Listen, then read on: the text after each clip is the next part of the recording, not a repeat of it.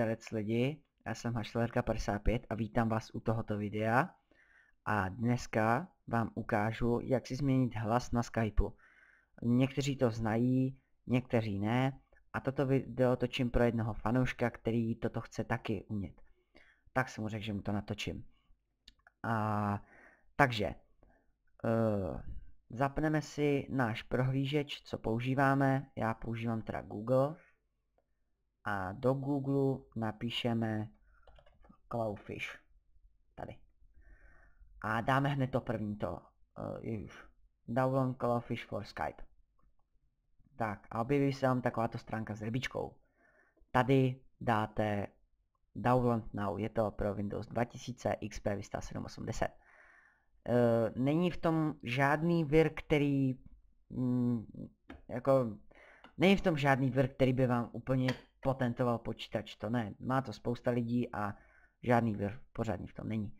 Takže dáte download, já už to mám stažený, takže vy to pustíte, nainstalujete si to a budete mít toto, takže toto vypneme a potom se vám to objeví, když to budete mít nainstalovaný, takováto rybička, Cloudfish.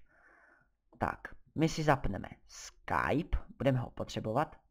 A tam si najdete takovýto Echo Sound Test Service. Tam vlastně, když zavoláte, tak tam potom, no to se všechno vlastně dozvíte. A my si k tomu zapneme to Cloudfish, tady se vám objeví takováto tabulka. Vydáte, už jsem to zase ztratil,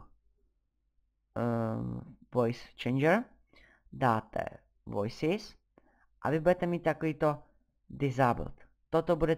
Tady to budete mít zakroužkovaný, nebo zafajfkovaný. A můžeme vyzkoušet třeba s Heliem, protože to je fakt opravdu nejlepší. Takže dáme toto. Pardon. A teďkon zavoláme na ten servis. Dobrý den. Vítejte ve službě pro testování vašeho spojení Skype. Po zaznění tónu prosím nahrávejte až 10vteřinovou zprávu. Poté vám vaše zpráva bude přehrána. Takže zdarec lidi, tady mě teďkon slyšíte a opravdu je to dost libový. Takže to bude dost dobrý. Takže zdarec lidi, tady mě teďkon slyšíte a opravdu je to dost libový.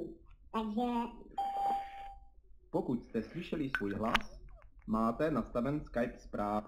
No jasně, to už nás nezajímá. Takže teďkon jste slyšeli, když budete volat s nějakýma kamarádama, tak uslyšíte, teďkon jste to slyšeli, s tím Heliem, tak když budete volat s nějakýma kamarádama, tak takhle vás budou slyšet ostatní, což je dost dobrý.